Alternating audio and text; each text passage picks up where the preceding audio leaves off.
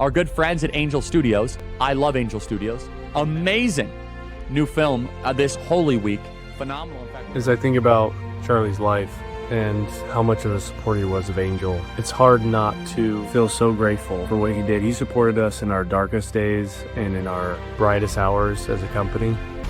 Man, are we grateful to have gotten to be a little connection in the multitude of connections that he made throughout his life, because it was so impactful to us. Thank you, Charlie. Love you. We miss you. We're going to continue to drive forward the good news. We are, I'm told that we have the great Coach Tommy Tuberville on the line. Coach, welcome to the show. Hey, Andrew, how you doing? How's it going? I'm doing all right, Coach. Thank you so much. And I want to start this. By the way, I'm also joined by Jack Posobiec. I know you can't see him on camera just yet, but I'm here, Coach. I'm here. Yeah, there we go. There we got the three up. Coach, this is your first time joining the show since everything happened. So I want to start there. There's a lot we need to get to, but let's start there. Charlie loved you, Coach. He believed in you. He knew you were one of the fighters in Washington. Now you're working on a gubernatorial campaign in the great state of Alabama. But maybe just start there. Reflect on what this month has meant to you and kind of where you're at. Yeah, I met Charlie 6-7 years ago. He helped me in my campaign for the Senate seat. And we got to be good friends. I saw him at the White House a couple of times during the campaign. And just over the last year, since President Trump got elected, he and I were put on the Air Force, basically the Academy Board, and to try to work with Air Force Academy to try to help our young leaders of the future. And Charlie and I had several conversations, and we were really outspoken on a lot of things that need to be changed. And again, Charlie was he was one of a kind, and you always enjoyed talking to him because you'd always learn something. I learned something a long time ago. You speak a third of the time, you listen 2/3 of the time. And if I could have listened all day to Charlie, but it's a shame of what's happened. It seemed like just yesterday, but his memory will go on, and his teachings, because he did so much for young kids. I spent my life on college campuses, and Lord have mercy, how much we needed somebody like Charlie. And now Erica and you guys and everybody on board going in that direction. We have to continue that ministry on college campuses. That's where it starts. That's where we're going to change our country, and Charlie was on the right track.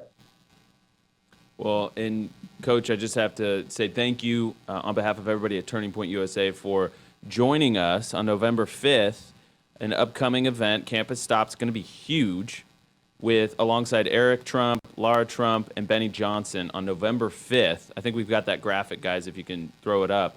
You are going to be helping us kick that event off in November 5th at Auburn University, a place you know just a little bit about. Coach, maybe tell us why you felt like you needed to be a part of this.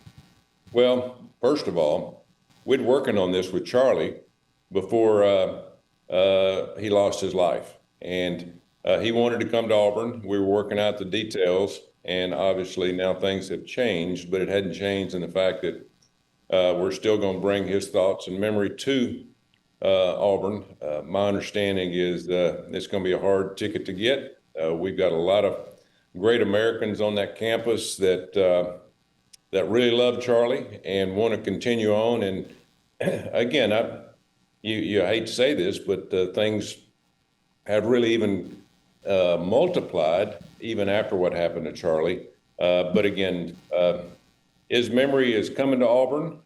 Again, we've got a great group of Benny and Laura and Eric. I look forward to seeing them. I'll actually leave D.C., come back, fly back just for that. I live only 3 or 4 blocks from the campus, so I'm looking forward to Turning Point coming to Auburn and sharing a lot of thoughts about the future of Turning Point. And of course, Eric and Laura coming there, they'll bring a lot of other insight. Benny also, but I'm just looking forward to be around college kids again and having a chance and opportunity to kick something off that I think is going to be pretty special in the Auburn area and the Auburn arena, around 10,000 people or so that will grab a hold and keep this thing going.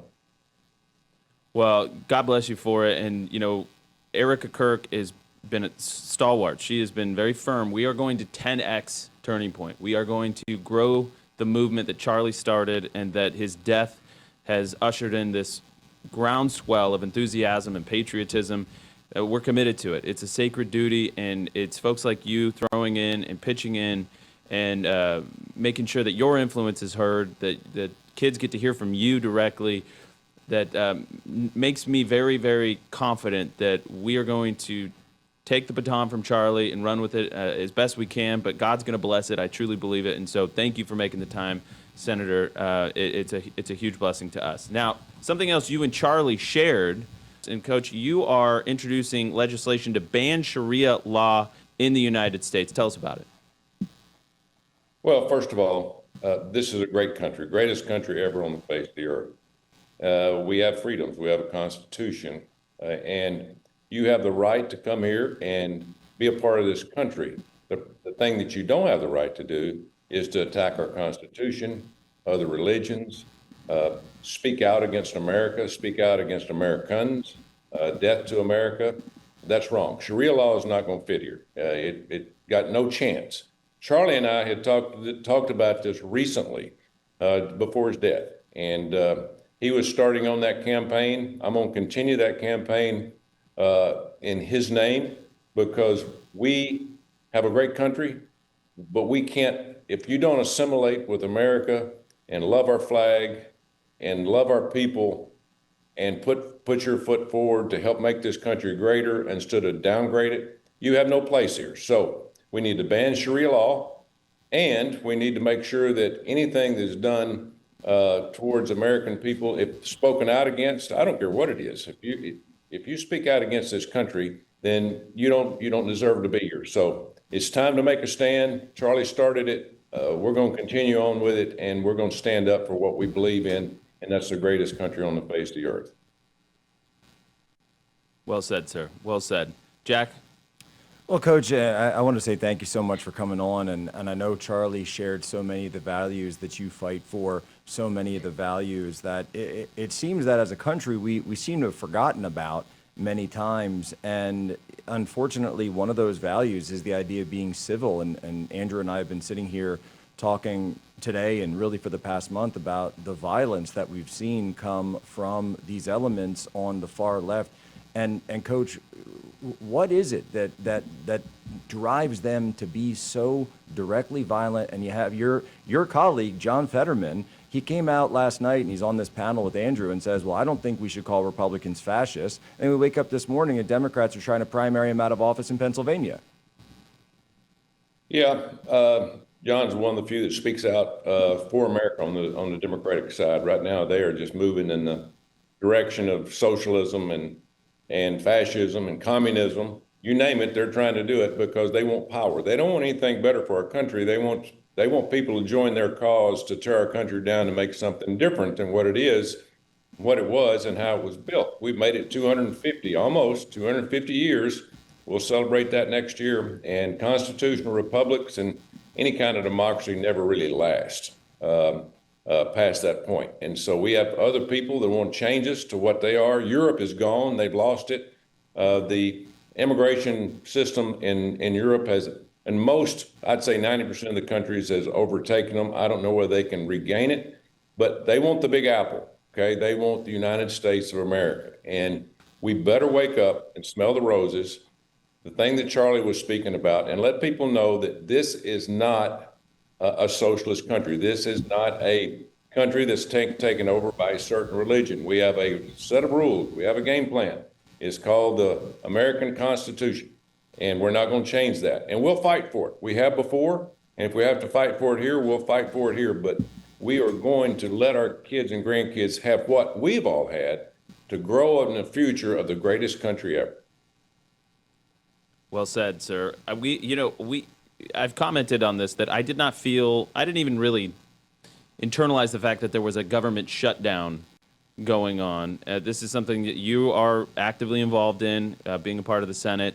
I got to D.C. and it's like, oh, I can feel the shutdown here. This is like the one place where you can feel it. I understand that eventually some of these paychecks for our servicemen, might get held out, but luckily we found like a stopgap for that in the short term. Tell us about this shutdown. Are you optimistic it's going to end soon, or are the Democrats just going to not be moved, not be budged in this fight for health care for, I don't know, illegals? Yeah, well, here's what you got to understand. It's the craziest thing I've ever been around, and I've been around a lot of crazy stuff in the last 5 years in the Biden administration, and now, thank goodness, President Trump got elected. But this is the budget that we've had for the last 4 years, and every Democrat has voted for it. Now, all of a sudden, President Trump is not in office. He's trying to make changes. He's trying to get his head above water in terms of what the Biden administration did to our country, executive and executive branch. So he's trying. He's doing everything he possibly can. The problem is the Democrats don't like it. And so now they want to change the narrative. Okay, we want $1.5 trillion more in this budget. Wait a minute. We're spending $2 trillion more than American taxpayers send already. We're $2 trillion over over the budget. And so we really need to cut it, not be adding. They want to add $1.5 trillion. They want $50 billion for illegal aliens health care insurance, and they want to take away the $50 billion that was in the one big beautiful bill that will take care of rural hospitals. We cannot do that. It is needed all across this country, and there's nothing more needed. Our healthcare, Obamacare ruined our healthcare system in this country. It was supposed to make it more affordable, more doctors, more nurses, more hospitals. It's done just the opposite. It has destroyed our healthcare system. So they've got a subsidy in there that was put in for COVID, which was fine. We might have needed it, but we don't need it anymore. It's made things more difficult for the American people. And so premiums are going to go up anyway because of inflation, but they're blaming the premiums that are going up on healthcare, on our insurance policies, on Republicans voting against this. That's not the case. So here's what's going to happen. I don't know whether we'll open it up again, but we're going to have this same conversation in December. And so 4 or 5 weeks from now, or at the end of November. And so the Democrats have lost their mind. If they don't want to pass it, that's fine. President Trump is going through the bloated government in Washington, D.C. He is furloughing and firing people that don't have anything to do. Now they got a job making $175,000. Most of the time they work from home. He is getting a correction that we have desperately needed in Washington, D.C. Well, listen, I mean, Coach, I'm not sure if we have a break here, so just 1 second. We're going to do a welcome back, Rav. 1 second. Okay, studio says we can keep going. Perfect. So, Coach, what is your message? I mean, because we understand that there's this fight over the $1.3 trillion in health care for working men and women, as they like to say, but it's actually way more sinister than that because a lot of these are illegals. But what's your message? Because we know there's actually just a political calculus at play here. Chuck Schumer's worried about his left flank. He took a lot of incoming from his own party. When he went with the CR last time, he's worried about AOC primarying him. She was on a town hall with Bernie Sanders last night on CNN with Caitlin Collins. We know that there's just pure partisan politics at play here with Democrats, and they don't want to budge. What's your message to them? Well, they don't care about the American people. They're worried more about politics, power. Schumer, as you said, he voted for the CR. He really didn't want to back in the spring, President Trump's first CR. He voted for it, and he took a shellacking from the AOCs, the far left progressives of the Democratic Party. And so he knows this time if he votes for it, he's dead meat. He will not be back in the Senate after next year. AOC will run against him and beat him. So that's his problem. Yep. No, I agree with you, Coach. And he's got a heck of a party to try and wrangle in. I mean, we sometimes joke that the conservative movement is a bunch of raucous, independent-minded, hard to control people. But I actually think that the divide between sort of these moderate, old-school Democrats and the new left might be even more dramatic. I mean, you know, to put a finer point on what we talked about earlier, Jack, it's the left wing of the Democrat Party that it's Democrat Socialists of America, communists, that is actually advocating for political violence. Coach, we are so honored to have you. Again, I know what how much faith Charlie put in you, how much belief he had, and we wish you all the best in your gubernatorial run in the great state of Alabama, and we will be seeing you in Auburn in just a few weeks. Thank you. Look forward to seeing you guys. Talk to you soon.